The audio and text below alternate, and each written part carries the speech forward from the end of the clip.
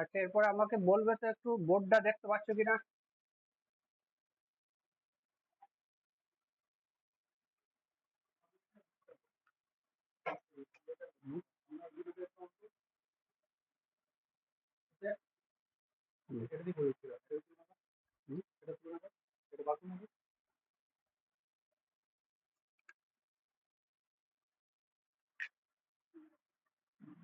জানো না, কোথায়? ওই রকম করে ধরবে না তো, এইদিকে দাও।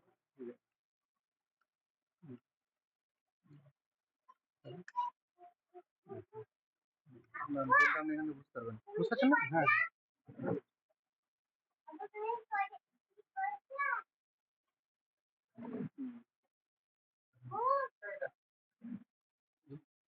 হ্যাঁ,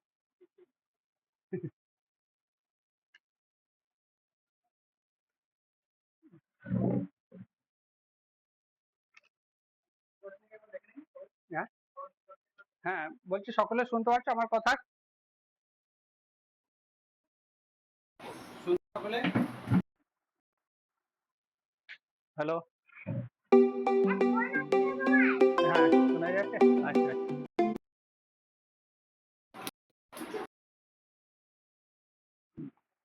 ঠিক আছে।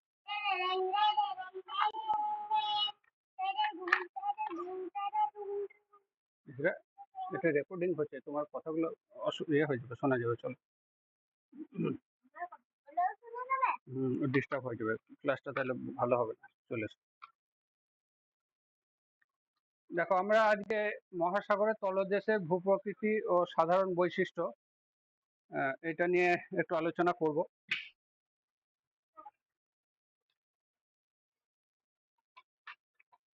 মানে আমরা সরাসরি ভূপ্রকৃতির যে ছকটা, এই ছকটাকে আমরা সমুদ্রবিজ্ঞানীরা মহাসাগরের তলদেশের ভূপ্রকৃতিকে 7টা ভাগে ভাগ করেছেন।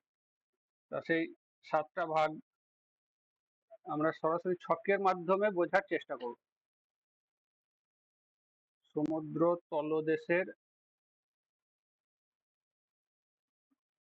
ভূপ্রকৃতি, সমুদ্র তলদেশের ভূপ্রকৃতি, এটা 7টা ভাগ। এরপরে 7টা ভাগে আমি একটা দুটো করে আর কি ইয়ে করে আলোচনা করব। প্রথমে যে ভাগটা 1 নাম্বার ভাগ, এটা হচ্ছে মহাদেশীয় প্রান্ত ভাগ। মহাদেশীয় মহাদেশীয় প্রান্ত ভাগ।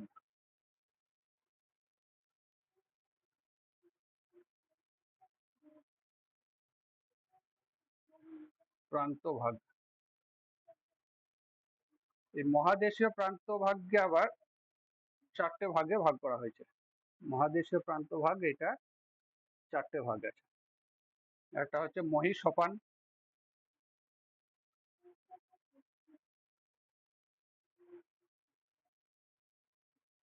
2 নম্বর হচ্ছে মহীঢাল,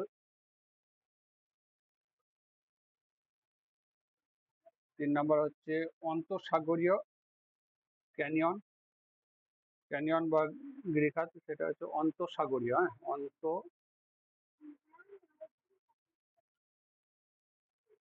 অন্তঃসাগরীয় ক্যানিয়ন বা গিরিখাত।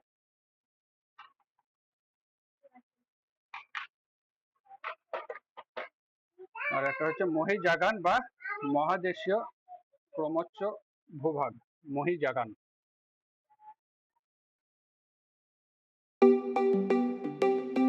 মহীজাগান বা মহাদেশীয় ক্রমচ্ছ ভূভাগ।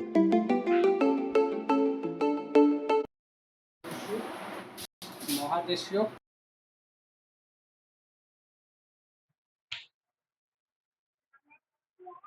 ক্রমচ্ছ ভূভাগ,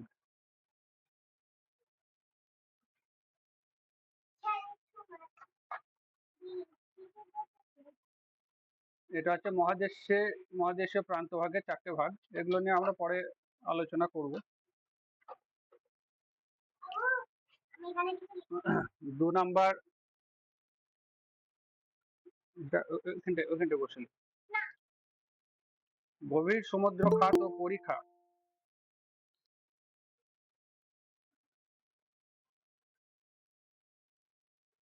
গভীর সমুদ্র খাত ও পরিখা।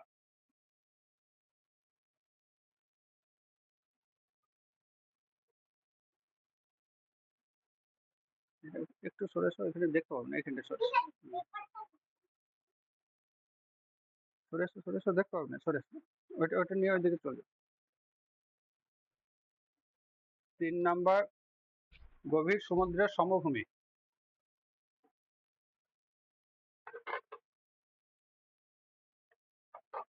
গভীর সমুদ্রের সমভূমি।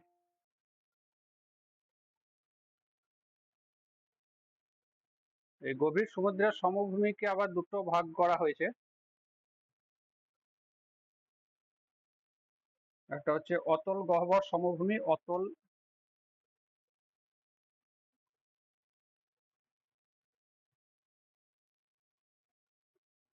গহ্বর সমভূমি।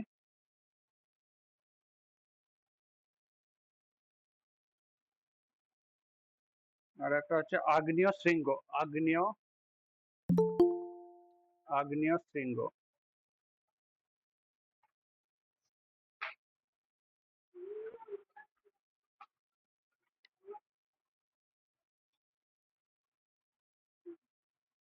এই আগ্নেয় শৃঙ্গের 3টে ভাগ আছে। এদিকে সরে এসো, দেখতে পাবো না। গভীর সমুদ্রের পাহাড়। গভীর সমুদ্রের পাহাড়। গভীর সমুদ্রের পাহাড়, সমুদ্রগিরি।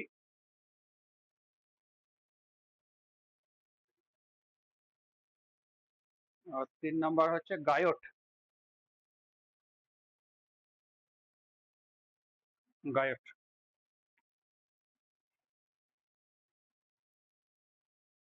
এই ভাগগুলো।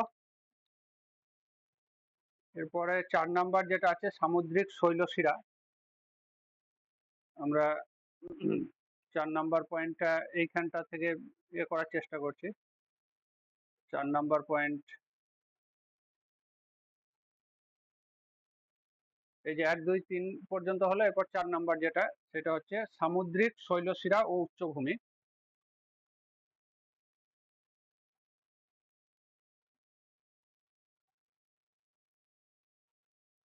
সামুদ্রিক শৈলশিরা ও উচ্চভূমি।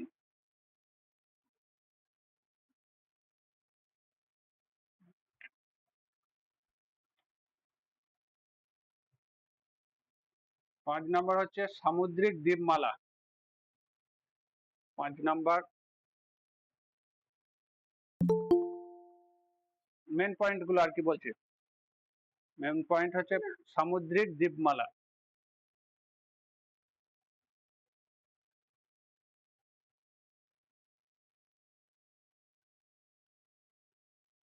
সামুদ্রিক দ্বীপমালা। 6 নাম্বার প্রান্তীয় সমুদ্র বেসিন। 6 নাম্বার এইখানটা মুছে লেখা হয়ে গেলে আমি মুছে দিতাম একটু, নাহলে এইখানটাতে করে দিচ্ছি। 6 নাম্বারে হচ্ছে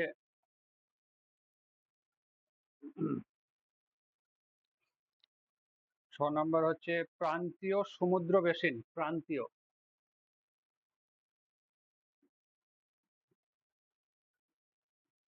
সমুদ্র বেসিন। আর 7 নাম্বারে হচ্ছে সামুদ্রিক মালভূমি।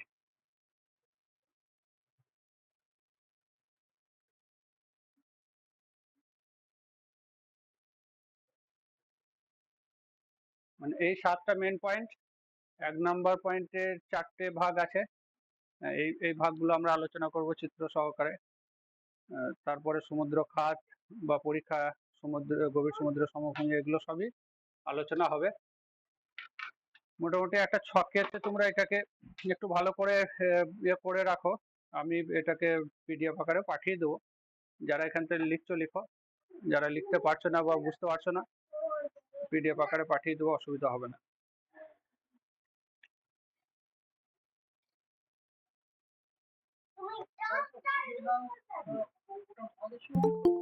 মহির ঢাল, হ্যাঁ, এ নড়িও না।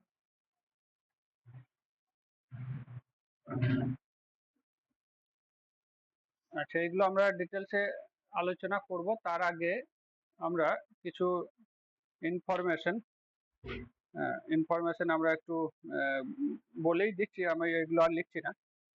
মহাসাগরের তলদেশে বিভিন্ন ভূমিরূপের বৈশিষ্ট্য যেগুলো আছে আর কি, বা একটু লিখে দিলে সুবিধা হবে। এটা মুছে দিচ্ছি, এখানে একটা ন্যাংরা ছিল করে দিয়েছে।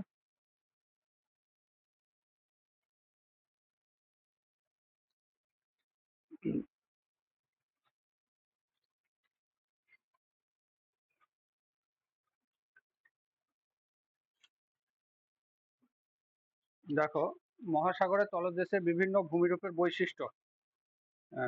এক নম্বরে যেটা আমরা মহিষ সোপানের বৈশিষ্ট্য, এগুলো একটু কেউ লিখলে সংক্ষেপে আমি বলে যাচ্ছি, লিখতে পারো। মহি সোপান, যেটা মহি সোপানের গড় বিস্তার হচ্ছে 70 কিলোমিটার। আমি সবটা লিখছি না, তোমরা লিখলে লিখবে। গড় বিস্তার, এটা গড় বিস্তার হচ্ছে 70 কিলোমিটার। আর ঢাল, এখানে ঢাল হচ্ছে 1 ডিগ্রির বেশি, 1 ডিগ্রি এর বেশি।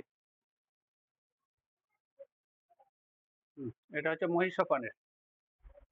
আরো অনেক বৈশিষ্ট্য আছে, আমি সংক্ষেপে যেটুকু পড়ার সম্ভাবনা থাকে সেই জায়গাগুলো আমি এখানে বলছি শুধু, যেগুলো এগুলো থেকে পড়ার সম্ভাবনা আছে। মহি ঢাল, এটা হচ্ছে গড় বিস্তার 150 কিলোমিটারের কম, 150 কিলোমিটার এর কম। ঢাল হচ্ছে 5 ডিগ্রি। গড় বিস্তার, গড় বিস্তার হচ্ছে, গড় বিস্তারটা আমি আর লিখি না এখানে। গড় বিস্তার 150 কিলোমিটারের কম। আর ঢালটা হচ্ছে 5 ডিগ্রি, ঢাল হচ্ছে 5 ডিগ্রি।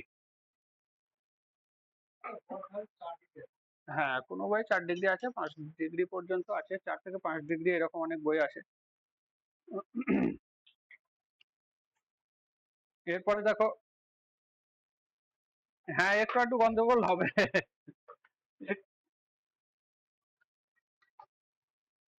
হ্যাঁ, এগুলো অপশন অনুযায়ী, বুঝলে, এগুলো অপশন অনুযায়ী আমাদেরকে মানে একটু ইয়ে করতে হবে, যে অপশনটা কি দিচ্ছে সেই অনুযায়ী আমাদেরকে একটু চুজ করতে হবে।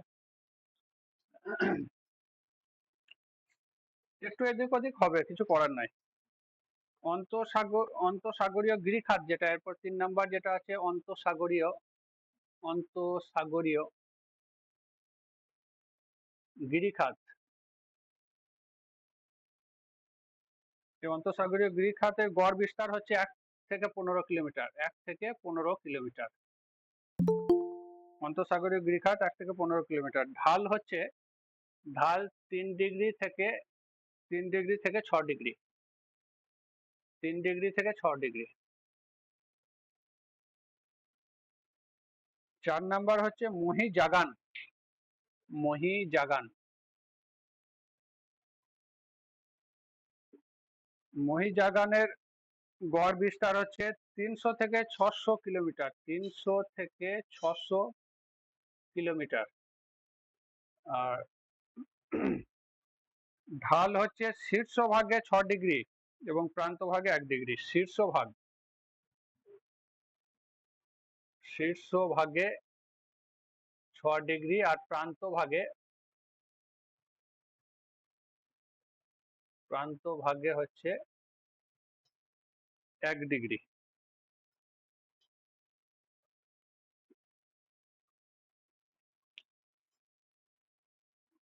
সমুদ্র খাত,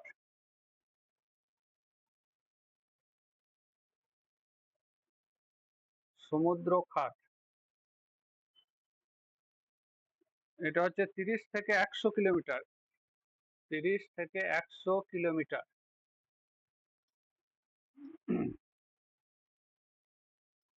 এখানে ঢালের ব্যাপারটা নাই, খাড়াই ঢালি এগুলো সবই, ঢালের ব্যাপারটা এখানে বলা নাই। গভীরতা দিয়েছে 7000 মিটার। গভীরতা, গড় গভীরতা,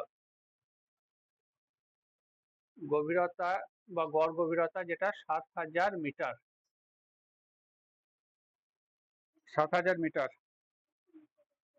গভীর সমুদ্র সমভূমি, 6 নম্বর, গভীর সমুদ্র সমভূমি। গভীর সমুদ্র সমভূমি হচ্ছে 1 থেকে 1000 কিলোমিটার, 1 থেকে 1000 কিলোমিটার এবং 5 ডিগ্রির বেশি। ঢাল এটা, ঢাল, ঢাল হচ্ছে 5 ডিগ্রির বেশি, 5 ডিগ্রি এর বেশি কিলোমিটার এটা। হ্যাঁ, 1 থেকে 1000 কিলোমিটার, 1 কিলোমিটারও হতে পারে, আবার 1000 কিলোমিটারও হতে পারে। গভীর সমুদ্র পাহাড়, গভীর সমুদ্র পাহাড়, গভীর সমুদ্র পাহাড় 0.1 থেকে 100 কিলোমিটার বিস্তারটা, 0.1 থেকে 100 কিলোমিটার। এখানে ঢাল দেয়া নাই। সমুদ্র গিরি ও গায়ট, 8 নাম্বার, সমুদ্র গিরি ও গায়ট। হ্যাঁ হ্যাঁ, সমুদ্রগিরি ও গায়ট দুটোকে এক গড়েতে একসঙ্গে করে দিয়েছে হয়তো। এটা গড় বিস্তার 2 থেকে 100 কিলোমিটার, 2 থেকে 100 কিলোমিটার। ঢাল এখানে দেয়া নাই। সামুদ্রিক শৈলশিরা, সামুদ্রিক শৈলশিরা,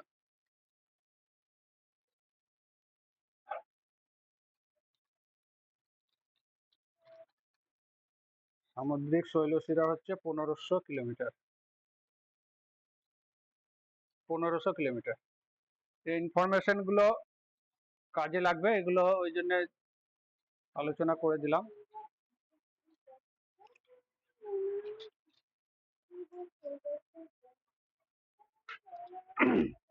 এরপর আমরা ছবির সাহায্যে কিছু জিনিস বোঝার চেষ্টা করব।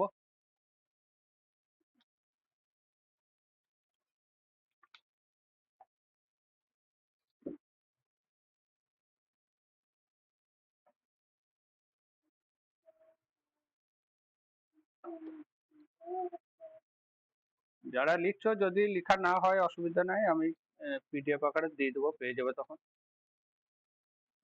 কারণ ক্লাসটা আমি একটু তাড়াতাড়ি করার চেষ্টা করব, অনেকটা ক্লাস আজকে করতে হবে।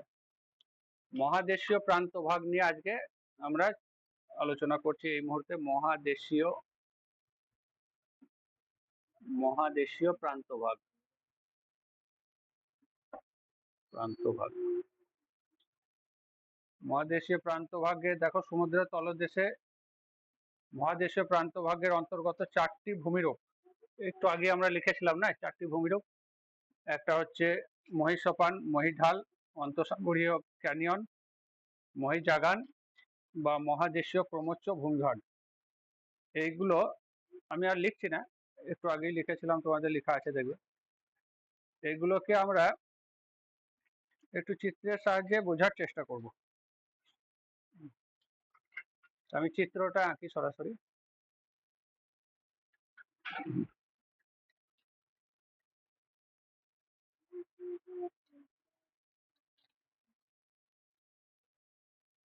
আমরা একটা জিরো লাইন আঁকলাম, জিরো লাইন মানে গড় সমুদ্র উচ্চতা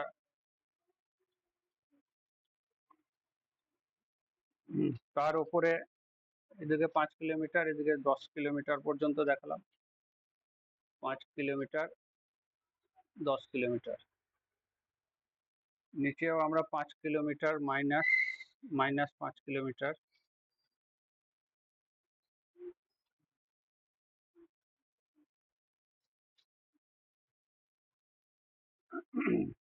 এখন এইখানে দেখো আমরা ভূভাগের যে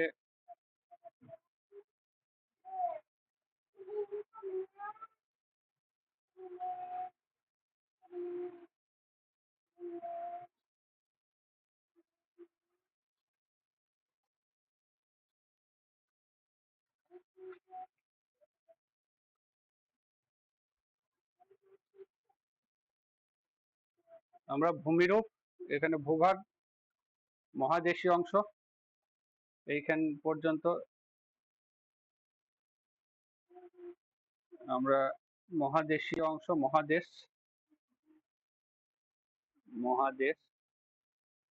এটা হচ্ছে মহাসাগর,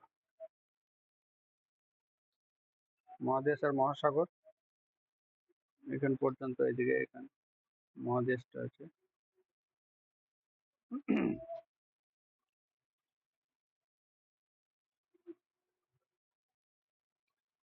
মহাদেশের একদম আমরা এই অংশটা এখানটায় যেটা দেখিয়েছি আর কি, এই অংশটা এরকম একটা অংশ, নবীন ভঙ্গিল পর্বত। এটা হচ্ছে নবীন ভঙ্গিল পর্বত, এই অংশটা দেখাচ্ছি, এটা নবীন ভঙ্গিল পর্বতে। তারপরের একটু অংশ আমরা দেখাচ্ছি প্রাচীন ভঙ্গিল পর্বত।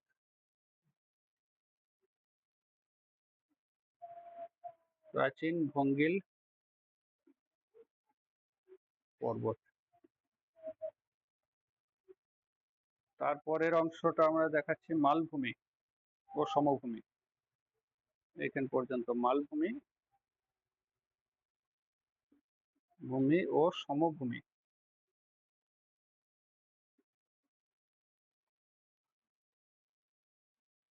তারপরে দেখো মহিষসোপান আরম্ভ হচ্ছে, এই যে এই অংশটা এখানে দেখতে পাচ্ছ, সমুদ্র জলতলের গড় একটা আমরা উচ্চতা এখানে 0 লাইন ধরেছি।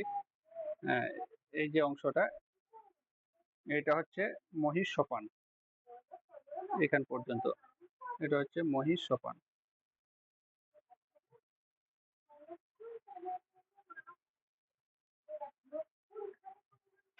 এই মহিষসোপানের পর থেকে দেখো একটা খাড়া ঢাল এইভাবে নিচে নেমে গেছে, খাড়া ঢাল একটা নিচে নেমে আসছে, এটা হচ্ছে মহিঢাল।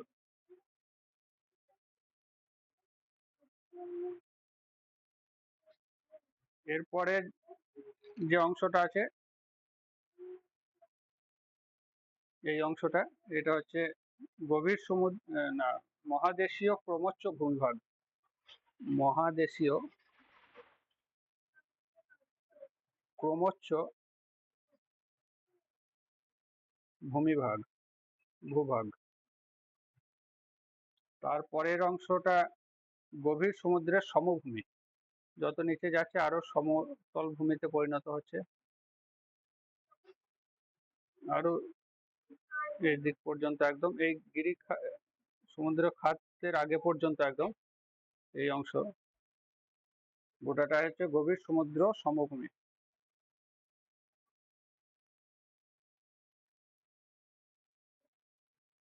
গভীর সমুদ্র সমভূমি।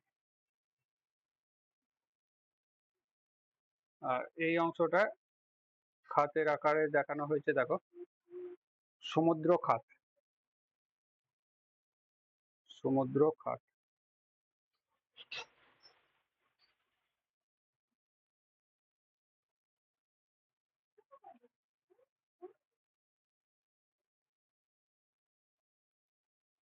এখানে আমরা 8 কিলোমিটার 8,848 মিটার বা 50 মিটার সর্বোচ্চ শৃঙ্গের অবস্থান এখানে আমরা দেখাতে পারি, যে সর্বোচ্চ শৃঙ্গের এটা হচ্ছে 8,000 8,850 মিটার এটা। উপকূল থেকে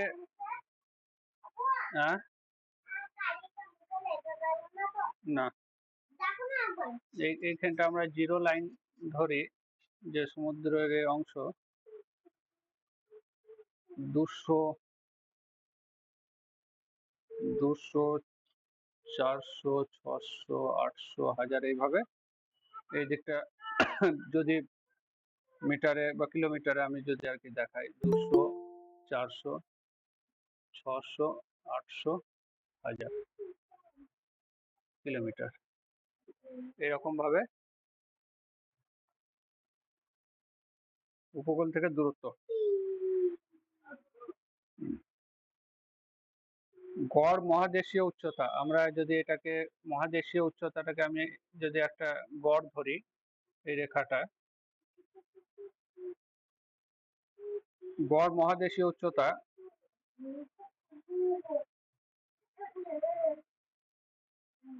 দেশীয় উচ্চতা এটা হচ্ছে 0.875, 0.875 কিলোমিটার গড় মহাদেশীয় উচ্চতা। যেটা একটা লাইন যদি আমরা এর নিচে এরকম ধরি, গড় সামুদ্রিক গভীর গড় অবস্থান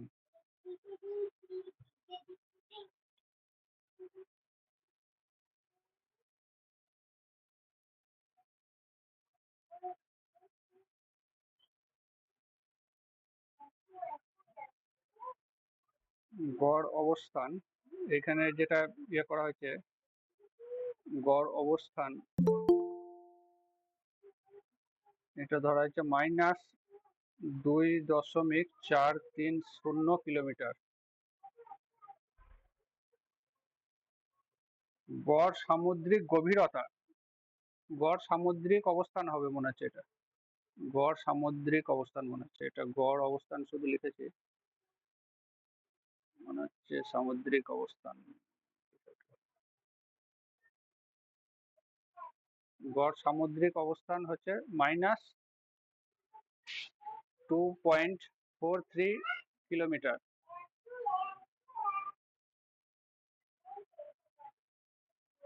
হ্যাঁ বলো।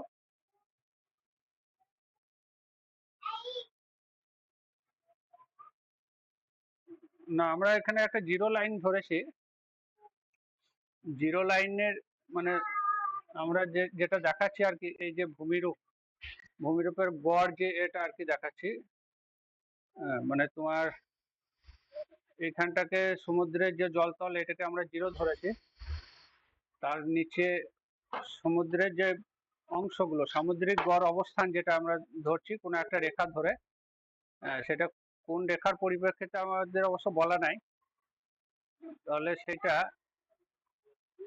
মানে গভীরতার ক্ষেত্রে মাইনাস হলে হতো এটা। এখানটাতে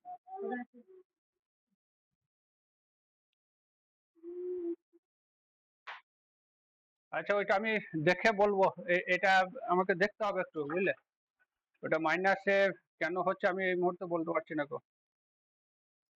কিন্তু গভীরতার ক্ষেত্রে পরের যে এটা দিচ্ছে, হ্যাঁ সেটা হতে পারে, বেস লাইন থেকে মাইনাস, বেস লাইন থেকে মাইনাস এটা হতে পারে।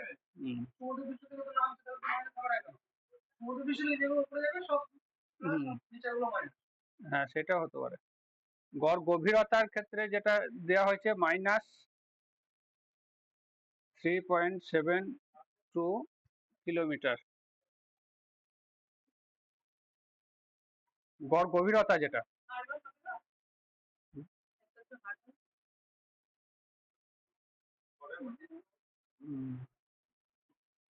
গড় গভীরতার ক্ষেত্রে ওইটা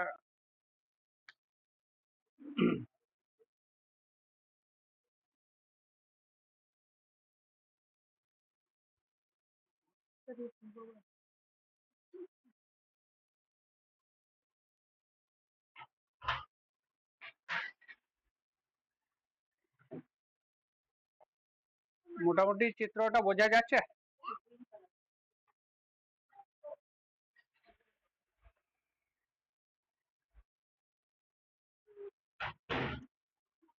হুম, আচ্ছা, এই এই অংশগুলো, হ্যাঁ, এই অংশগুলো থেকে কোশ্চেন হতে পারে।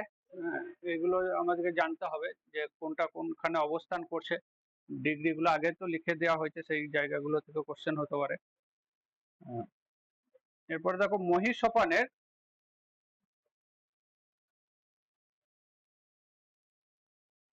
মহিষোপান সম্পর্কে আমরা কিছু ইনফরমেশন জানবো। মহিষোপানের, দেখো মহিষোপান কাকে বলে সেইটা আমরা আগে জেনে নেবো। সমুদ্র জলে নিমজ্জিত মহাদেশগুলির সম্প্রসারিত অংশই হচ্ছে মহিষোপান।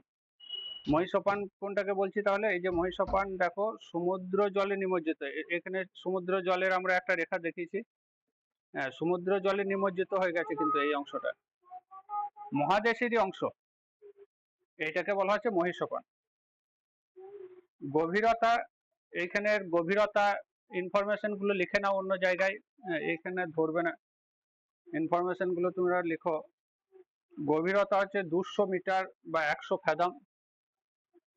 এটা হচ্ছে মহিষোপানের গভীরতা।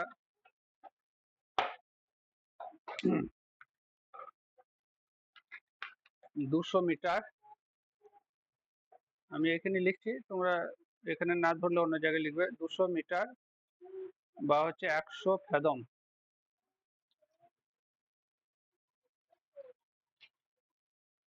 ফ্যাদম, হ্যাঁ হ্যাঁ হ্যাঁ। উদাহরণ এইরকম মহিষোপান দেখা যায়, সাইবেরিয়া মহিষোপান। সাইবেরিয়ার মহিষোপানটা হচ্ছে পৃথিবীর বড়, হ্যাঁ। উদাহরণ লিখবে সাইবেরিয়ার মহিষোপান। উদাহরণ,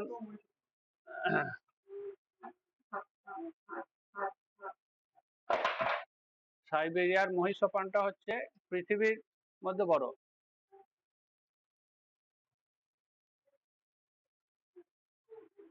পৃথিবীর বৃহত্তম সাইবেরিয়ার মহিষোপান। অবক্ষেপ, এখানে কি কি অবক্ষেপ আসতে পারে? এখানে অবক্ষেপ দেখো, এখানে যেহেতু সামুদ্রিক অংশটা মহাদেশীয় অংশের সঙ্গে মিশে আছে, ওই জন্য এখানে জৈব অজৈব উভয় প্রকার সামুদ্রিক সঞ্চয়ের পরিমাণ অনেক বেশি। এখানে জৈব এবং অজৈব উভয় প্রকার সামুদ্রিক অবক্ষেপের সঞ্চয় কিন্তু এখানে অনেক বেশি। জৈবও থাকে, অজৈবও থাকে। জৈব কোনগুলো? মানে জীব, এখানে বিভিন্ন ধরনের জীবজন্তু যেগুলো আর কি আছে তাদের দেহাবশেষ। অজৈব জীব ছাড়া যেগুলো আছে, বিভিন্ন ধরনের তোমার রাসায়নিক অংশ হতে পারে এগুলো। সকল সামুদ্রিক জীবের আবাসস্থল, হ্যাঁ, বেশিরভাগ সামুদ্রিক জীবের আবাসস্থল হচ্ছে এই জায়গাটায়। কেন? এখান থেকে খাদ্য পায়।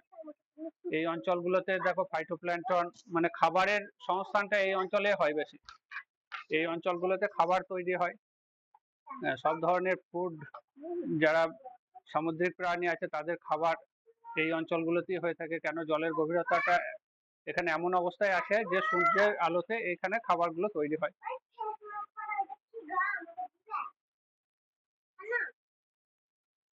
প্রবাল দ্বীপ এবং প্রবাল প্রাচীর অবস্থিত। প্রবাল প্রাচীর এবং প্রবাল দ্বীপগুলো এখানে অবস্থান করছে। সরাই সরাই।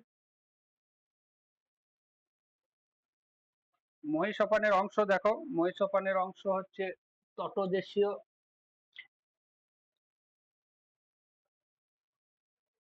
তটদেশীয় অঞ্চল। মহিষোপানের অংশ, দুটো অংশ আছে। মহিষোপানের দুটো অংশ আছে, একটা হচ্ছে তটদেশীয় অঞ্চল আর একটা হচ্ছে নিরেটিক অঞ্চল। নিরেটিক অঞ্চল।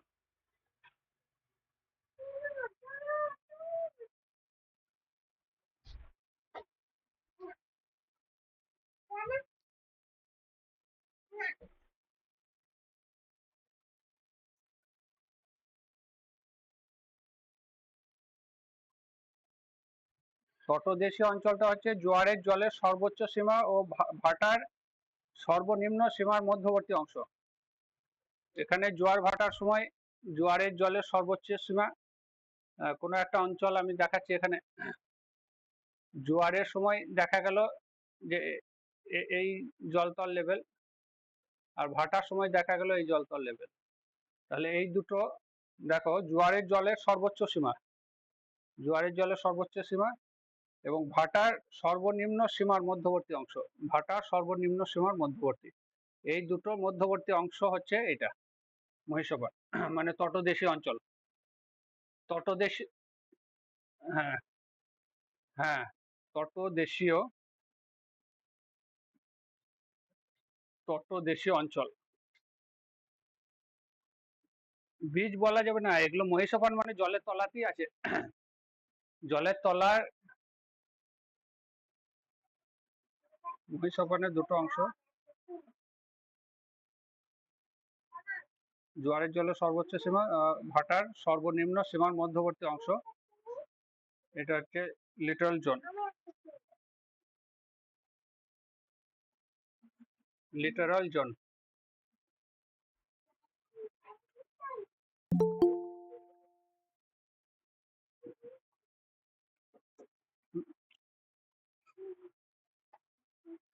এরপরে আসছে দেখো নিরেটিক অঞ্চল, সমুদ্র তট থেকে মহিঢালের মধ্যবর্তী অংশ, সমুদ্র তট থেকে মহিঢালের মধ্যবর্তী অংশ হচ্ছে নিরেটিক অঞ্চল। মহিঢালের মধ্যবর্তী অংশ, সমুদ্র তট থেকে মহিঢালের মধ্যবর্তী অংশ, মানে এইখান থেকে এইখানে, এই যে মহিঢাল, এটা মহিঢালের সমগ্র অংশ এটা, তাহলে মধ্যবর্তী অংশ হচ্ছে এটা। তাহলে এখান থেকে এখান পর্যন্ত টোটালটা হচ্ছে তোমার মহিঢালের মধ্যবর্তী অংশ, এই অংশ পর্যন্ত নিরেটিক অঞ্চল। তার মধ্যে তোমার তটদেশীয় অঞ্চলটাও ঢুকছে মনে হচ্ছে, সমুদ্র তট থেকে মহিঢালের মধ্যবর্তী অংশ, এটার নাম হচ্ছে নিরেটিক,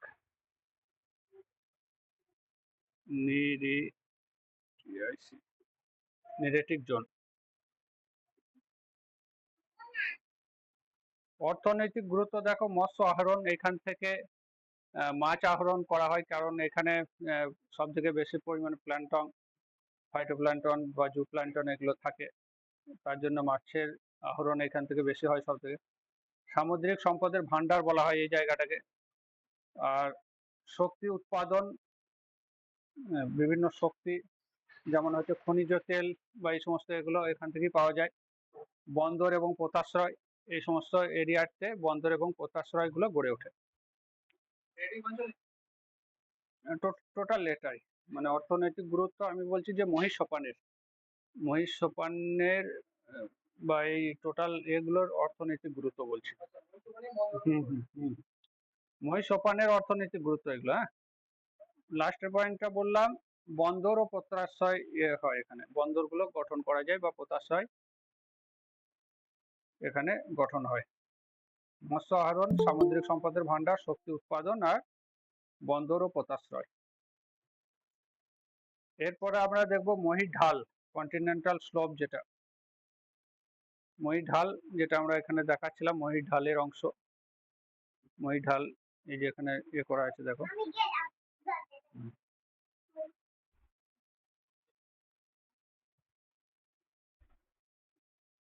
মহিষ সোপানের প্রান্তভাগ থেকে খাড়াভাবে নেমে গিয়ে গভীর সমুদ্রের সমভূমিতে মিশেছে। মহিষ সোপানের প্রান্তভাগ থেকে খাড়াভাবে নেমেছে দেখো, এবং গভীর সমুদ্রের সমভূমিতে এভাবে মিশে গেছে। উৎপত্তি, ভূ আন্দোলন ও পাতের সঞ্চালনজনিত মতবাদ, বিভিন্ন রকম মতবাদ আছে, তিনটে মতবাদ এখানে বলা হয় যে এই মহিঢাল কি কারণে হয়েছে, তিনটে মতবাদ। তার মধ্যে একটা হচ্ছে ভূ আন্দোলন ও পাতের সঞ্চালনজনিত মতবাদ, 2 নম্বর হচ্ছে চ্যুতিজনিত মতবাদ। ভূ আন্দোলন ও পাতের সঞ্চালনজনিত মতবাদ, ভূ আন্দোলন ও পাতের সঞ্চালনজনিত মতবাদ। পাত সঞ্চালনের ফলে পাতের একটা অংশ আর একটা অংশের ওপরে যদি চেপে যায়, তাহলে এটা হতে পারে। 2 নাম্বার হচ্ছে তোমার চ্যুতিজনিত মতবাদ, কোনো একটা অঞ্চল ফেটে গিয়ে, এই অঞ্চল ফেটে গিয়ে বসে গেছে কোনো একটা অঞ্চল, এটা হতে পারে, বসে যাওয়ার জন্য এই অংশটা নিচে নেমে গেছে, এটা বলতে চাইছে চ্যুতিজনিত মতবাদ। আর সামুদ্রিক ক্ষয়জনিত মতবাদ, অনেকের মতে এটা সামুদ্রিক একটা ক্ষয় হয়েছে, এখানে প্রচুর তরঙ্গের আঘাতে সমুদ্রটা এখানে ক্ষয় বেশি হয়েছে, দিয়ে এটা এভাবে তৈরি হয়েছে। এই তিনটে মতবাদ এখানে আছে। দেখো এখানটা ঢাল খুব বেশি বলে অবক্ষেপের পরিমাণ খুব কম, এবং অন্যান্য প্রাণীদের পরিমাণটাও এখানে তুলনামূলকভাবে কম থাকে। অবক্ষেপের পরিমাণ খুবই কম। অবক্ষেপ হচ্ছে স্বল্প পরিমাণে অজৈব অতি সূক্ষ্ম প্রকৃতির সঞ্চয় দেখা যায়। জৈব সঞ্চয় খুব কম থাকে। হ্যাঁ, প্রাণীগুলো মাছ বা যা কিছু আর কি প্রাণী বেশিরভাগটাই তোমার মহি সোপানে থাকে, মহি ঢালে খুব কম থাকে। তাহলে সঞ্চয় যেগুলো হয় অজৈব অতি সূক্ষ্ম প্রকৃতির সঞ্চয়। ভূপ্রকৃতি হচ্ছে এখানে পলল বেজনী, ধাপ, ভৃগু প্রভৃতি সৃষ্টি হয়। এই অঞ্চলটাতে পলল বেজনী, যদি কোনো নদী আসে তাহলে দেখো এই যে নদী যখন নামছে তখন নদী থেকে যে সমস্ত পলিগুলো কিন্তু এখানে, এই যে ঢালটা আমি এখানে দেখাচ্ছি, ঢালটা ধরো এখানে নামছে, একটা নদী এলো, যে সমস্ত পলিগুলো নিয়ে এলো সেই পলিগুলো কি করলো না এইখানে সঞ্চয় করবে, পলিগুলো এইভাবে সঞ্চিত হয়। ওই জন্য পলল বেজনী তৈরি হয় এখানে। ধাপ তৈরি হতে পারে, ভৃগু তৈরি হতে পারে। ধাপ ধাপ ধাপ মানে এখানে সঞ্চয় হলো, আবার মানে তার আগে এরকম সঞ্চয় হয়েছে, ধরো এইভাবে সঞ্চয়গুলো যদি হয়, যদি সঞ্চয়গুলো এইভাবে হয় তাহলে এগুলো ধাপ তৈরি হয়।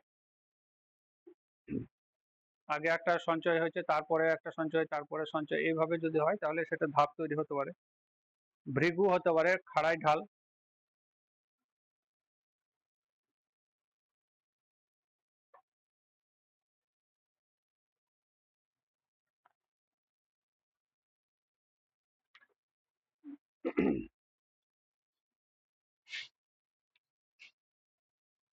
এখন একটা টার্ম, এই টার্মটা একটু লিখে রাখবে, মহি মঞ্চ, মহি মঞ্চ, মহি মঞ্চ,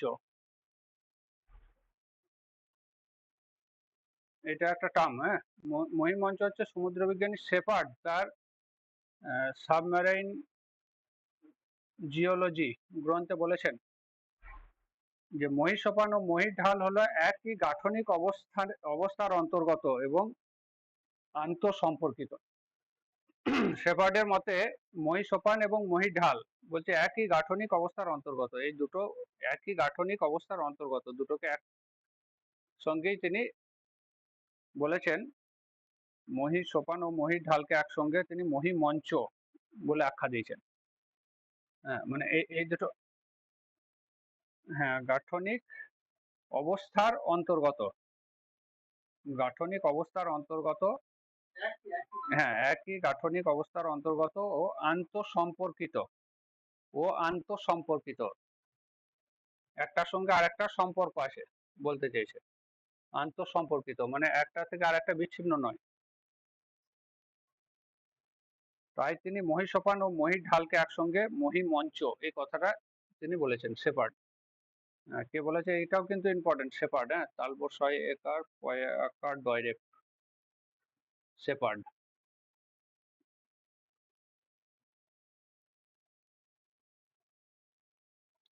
হ্যাঁ, সাবমেরাইন,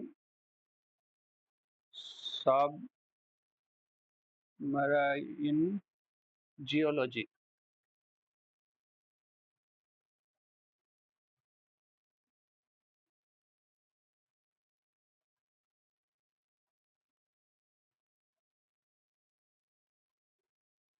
এখানকার অর্থনৈতিক গুরুত্ব দেখো, এখানকার অর্থনৈতিক গুরুত্ব খুবই কম। শুধুমাত্র এখানে খনিজ তেল ও গ্যাসের সন্ধান পাওয়া গেছে। হ্যাঁ, কিছু কিছু জায়গায় এই মহিঢালে কিছু কিছু জায়গাতে খনিজ তেল এবং গ্যাসের সন্ধান পাওয়া গেছে, সেখানে পাইপলাইন বসিয়ে হয়তো সেই গ্যাস এবং তেল তোলা হচ্ছে।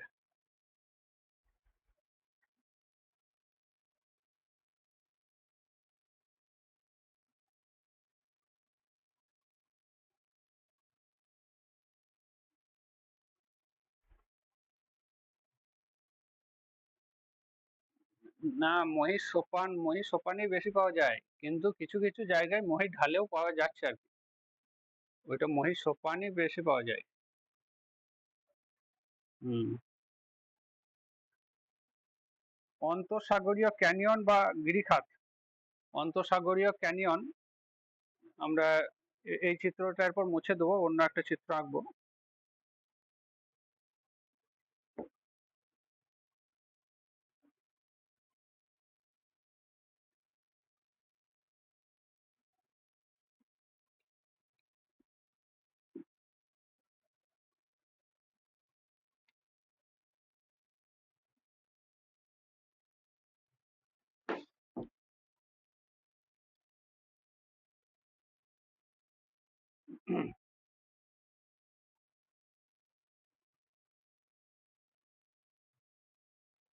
এরপরে আমরা অন্তঃসাগরীয় গিরিখাত,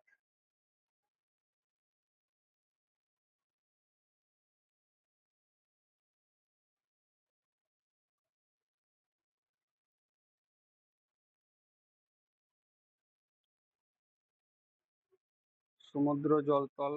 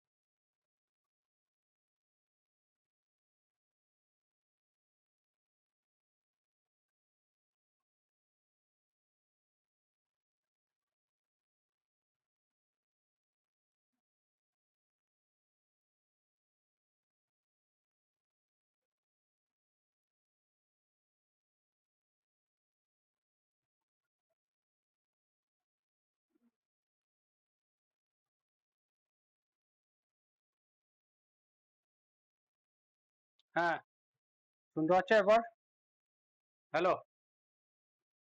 হ্যাঁ হ্যাঁ, মানে আমরা যেটা একটা চিত্র আঁকলাম সেটা হচ্ছে যে মহাদেশীয় অংশ, সেখানে দেখো মহিষ সোপান, মহিষ সোপানের পরবর্তী যে অংশটা, এইভাবে কিছু গিরিখাত ভিতরে, এটা মানে জলের তলায়, এখানে জলের লেভেল আমি দেখিয়েছি আর কি, জলের লেভেল দেখিয়েছি, এটা জলের তলায় কিন্তু এরা আছে, জলের তলাতে এই ধরনের ভূমিরূপ মহিষ জাগান যেটাকে বলা হচ্ছে। কিন্তু এই ধরনের কিছু গিরিখাত, এই যে এগুলো, এই গিরিখাতগুলো যেগুলো জলের তলাতে আছে,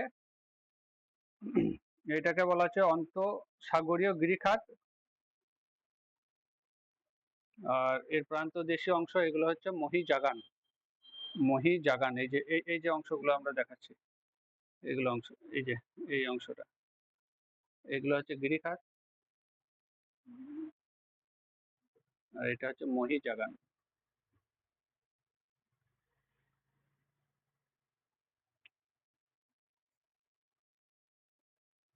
অন্তঃসাগরীয় ক্যানিয়ন বা গিরিখাত, কোনো বড় নদী, যদি দেখো কোনো একটা নদী হয়তো এখান থেকে এসে এখানে এইভাবে পড়ছে, তাহলে এগুলো তৈরি হতে পারে অনেকের মতে। মহাসাগরের তলদেশে মহিষ ঢালের উপরে অংশে উপরে ইংরাজি ভি আকৃতির খাড়া ঢালযুক্ত সংকীর্ণ এবং গভীর যে জলমগ্ন উপত্যকা সৃষ্টি হয়। জলমগ্ন উপত্যকা, জলের নিচে আর কি আছে, জলের নিচে চাপা পড়ে আছে, তাকে অন্তঃসাগরীয় গিরিখাত বলা হয়। উদাহরণ হচ্ছে আটলান্টিক মহাসাগরে হাডসন ও কঙ্গো ক্যানিয়ন, এইটা লিখে রাখবে, হাডসন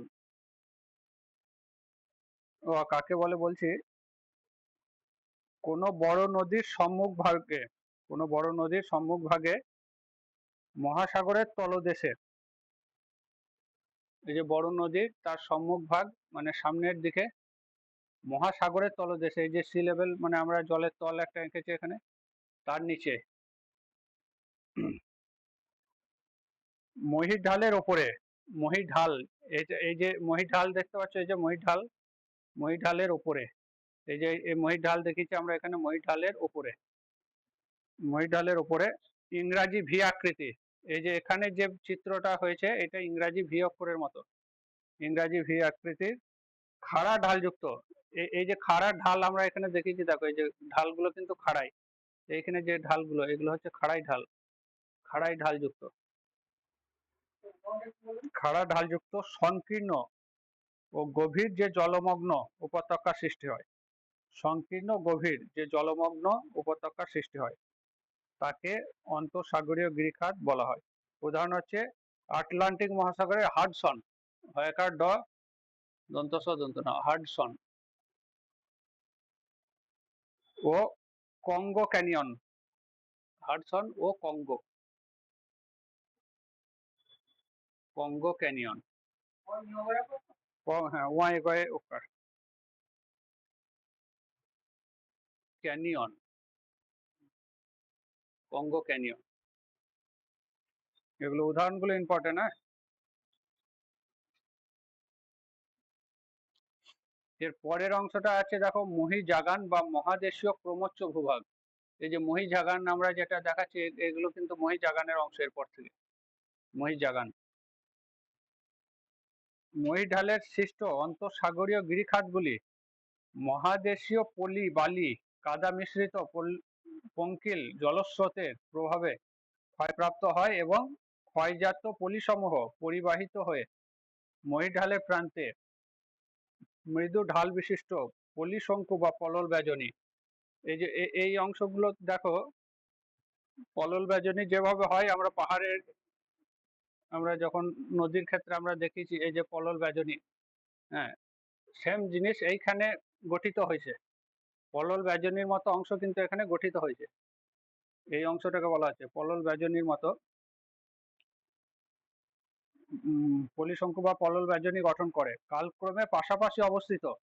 এই যে পাশাপাশি অবস্থিত, এইটা 1 নম্বর 2 নম্বর 3 নম্বর, এটা দেখো পাশাপাশি অবস্থিত। কালক্রমে পাশাপাশি অবস্থিত পলিশঙ্কুগুলি উচ্চতা ও বিস্তার বৃদ্ধি পায়, উচ্চতাও বাড়ছে, জলতল থেকে আস্তে আস্তে উপরে উঠেছে, এবং বিস্তার একটার সঙ্গে আর একটা জয়েন হয়ে যায় অনেক সময়। বিস্তার বৃদ্ধি পেতে থাকলে সেগুলো পরস্পর সংযুক্ত হয়।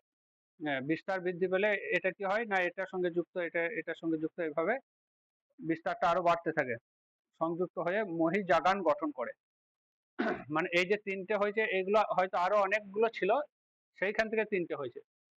পরবর্তী ক্ষেত্রে আবার দেখা গেল যে এই 1 আর 2 হয়তো একসঙ্গে হয়ে গেল, সেটা আরো বেড়ে গেল এই অংশটা।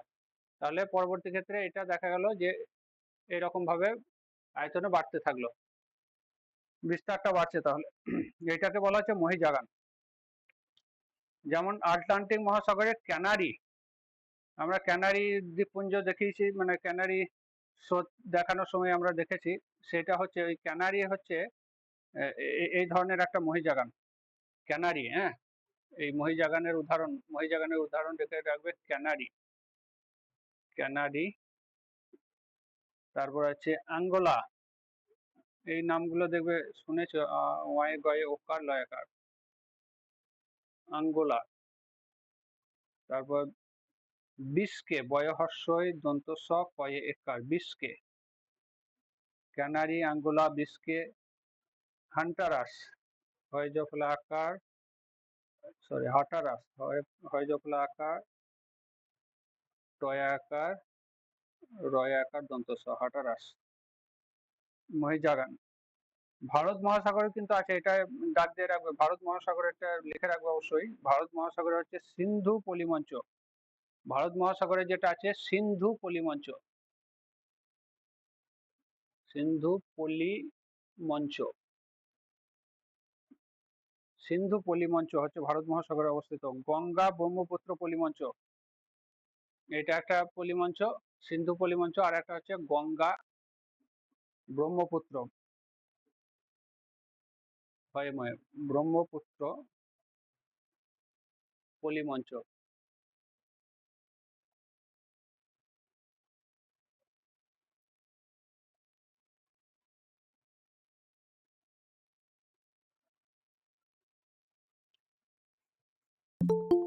এরপরে দেখো গভীর সামুদ্রিক খাত ও পরিখা। গভীর সামুদ্রিক খাত, গভীর সামুদ্রিক খাত ও পরিখা আমরা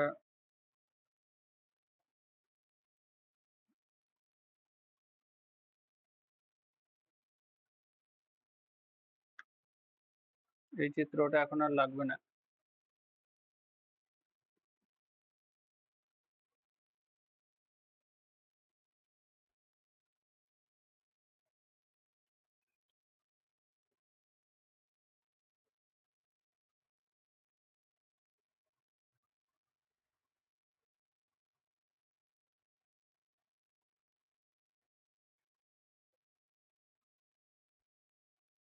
মানে সমুদ্রের তলদেশে হঠাৎ করে খাড়াই ঢালযুক্ত একটা অংশ অনেক গভীর পর্যন্ত নেমে গেছে। গভীর সমুদ্রের মাঝে বা কিনারায় অবস্থিত সমভূমি অপেক্ষা সুগভীর, অতলস্পর্শী, সংকীর্ণ এবং স্বল্প বিস্তৃত অবনমিত অংশকে গভীর সমুদ্র খাত বলা হয়। উদাহরণ হচ্ছে পৃথিবীর গভীরতম সমুদ্র খাত হচ্ছে প্রশান্ত মহাসাগরের মারিয়ানা খাত, এটা সকলেই জানো। কিন্তু এই মারিয়ানা খাতের যে গভীরতম অংশ সেটার নাম হচ্ছে চ্যালেঞ্জার খাত বা চ্যালেঞ্জার ডেপথ। হ্যাঁ, চ্যালেঞ্জার এই নামটাও জানো সকলে, তবু এটা লিখে রাখবে। মারিয়ানা খাত তো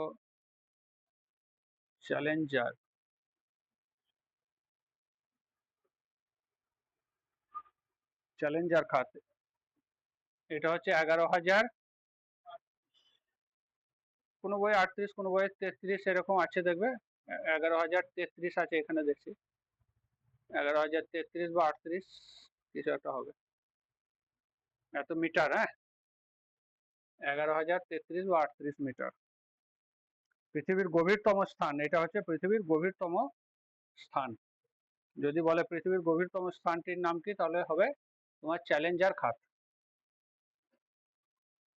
স্থান বললেও কিন্তু এটাই হবে, খাত বললেও এটা হবে।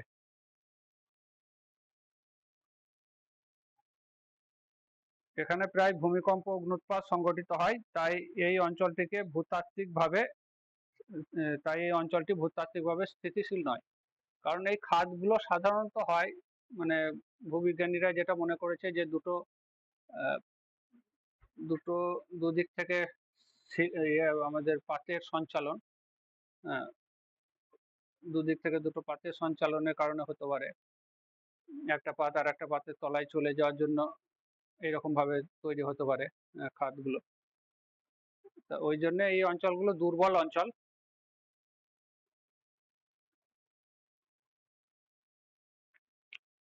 এরপরে দেখো গভীর সমুদ্র সমভূমি। গভীর সমুদ্র সমভূমিটা আমাদের পৃথিবীতে যে সমস্ত সমতল ভূমি সেটার মতোই বলতে পারো। মহাসাগরের তলদেশে বৃহৎ অংশ হলো গভীর সমুদ্রের সমভূমি। এই সমভূমি দুটি অংশ বিভক্ত, একটা হচ্ছে অতল গহ্বর সমভূমি আর একটা হচ্ছে আগ্নেয় শৃঙ্গ।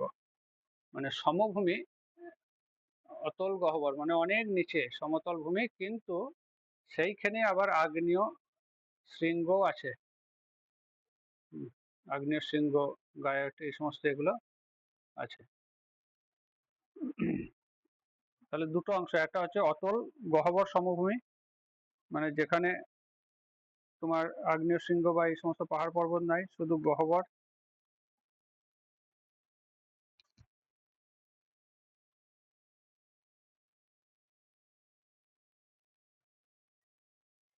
দেখো দুটি মহিঢালের মাঝে, মানে উভয় পার্শ্বে দুটি মহিঢাল, মানে এই দিক থেকে একটা মহিঢাল, এই দিক থেকে একটা মহিঢাল, এই মাঝের যে সমতল ভূমি এটাকে বলা হচ্ছে গভীর সমুদ্র সমভূমি। মহিঢালের মাঝে সুবিস্তৃত সীমাহীন তরঙ্গায়িত সমতল ভূমি, মানে তরঙ্গায়িত মানে এটা বিশাল সমতল সেটা নয়, আমাদের এই সমতল ভূমি যেরকম তরঙ্গায়িত হতে পারে সেরকম। অতল গহ্বর সমভূমি নামে পরিচিত এটা। ভূগঠন দিক দিয়ে এই সমতল ভূমি প্রায় নিষ্ক্রিয়ই বলা চলে, মানে খুব একটা আর কি নয়, নিষ্ক্রিয় থাকে, মানে আমাদের দুর্বল স্থানও বলা যাবে না এগুলোকে, সবসময় যে টেনশন কাজ করছে সেরকমও নয়। এই অংশে বিভিন্ন প্লেজিক অবক্ষেপ, যেমন হচ্ছে সামুদ্রিক প্রাণী, উদ্ভিদ, সিলিকা জাতীয় অবশেষ এবং অগ্নুৎপাতজাত পদার্থে পরিপূর্ণ থাকে। এখানে যে অবক্ষেপগুলো সেগুলো হচ্ছে প্লেজিক অবক্ষেপ।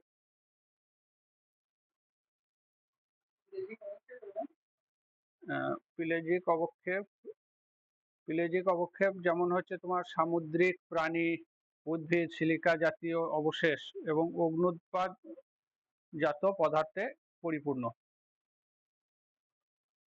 এগুলোকে পিলেজিক অবক্ষেপ বলা হয়েছে একসঙ্গে। আগ্নেয় শৃঙ্গ, দেখো এখানে আগ্নেয় শৃঙ্গ গভীর সমুদ্র সমভূমি অঞ্চলে তপ্তবিন্দু যেগুলো আছে হটস্পট। হ্যাঁ,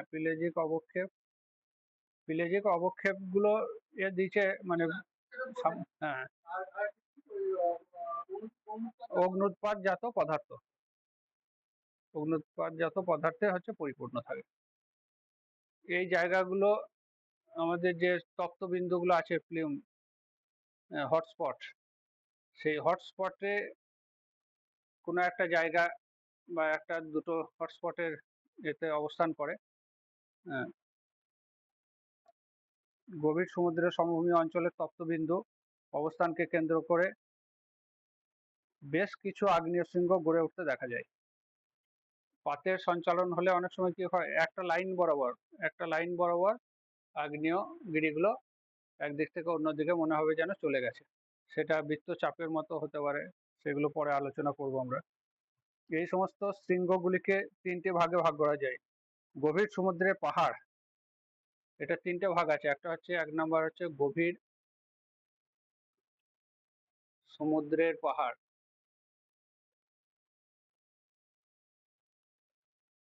গভীর সমুদ্রের পাহাড়।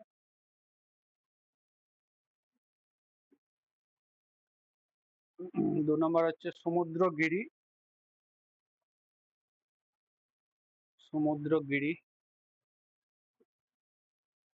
গায়ট একই রকম, হয়তো সমুদ্রগিরিটা গভীর সমুদ্রের পাহাড়ের থেকে হয়তো একটু বড় গিরি। আর 3 নম্বর হচ্ছে গায়ট গুলো একটু ছোট হয়। গভীর সমুদ্রের পাহাড়টা দেখো। ও আচ্ছা, চলে গেছে বলতে মানে বোর্ডটা দেখা যাচ্ছে না। ও আচ্ছা আচ্ছা আচ্ছা, দাঁড়াও দাঁড়াও। হ্যাঁ, দাঁড়াও দাঁড়াও, ভিডিও অফ হয়ে গেছে, দাঁড়াও।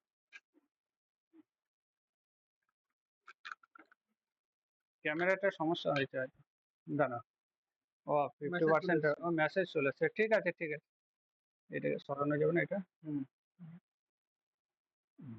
এটা ক্যান্সেল করবো। এতে যাও, দাঁড়াও। ও জয়েন হতে পারবা? আচ্ছা, দেখতে পাচ্ছ এরপরে? আচ্ছা,